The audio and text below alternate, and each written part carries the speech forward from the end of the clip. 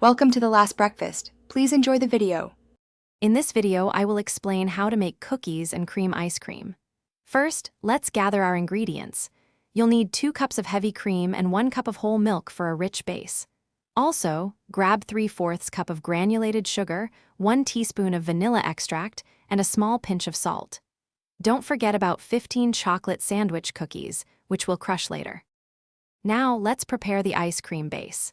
In a medium saucepan, combine your heavy cream, whole milk, and granulated sugar. Heat this mixture over medium-low heat, stirring occasionally until the sugar is completely dissolved. Be careful not to boil it. Once dissolved, remove from heat and stir in the vanilla extract and salt. This creates a perfectly balanced flavor. Next, it's time for churning. Ensure your ice cream base is thoroughly chilled, ideally for at least 2 hours in the refrigerator. Pour the cold base into your ice cream maker and churn according to the manufacturer's instructions, usually for 20 to 25 minutes. In the last 5 minutes of churning, gently add your crushed sandwich cookies. This ensures they are evenly distributed.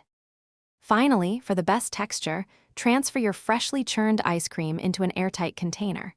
Place it in the freezer for at least 4 hours, or until it reaches your desired firmness. This crucial step allows the ice cream to harden properly. When ready, scoop and enjoy your delicious homemade cookies and cream ice cream. It's truly a delightful treat. Thanks for watching. If this was helpful, leave a like and consider subscribing. See you next time.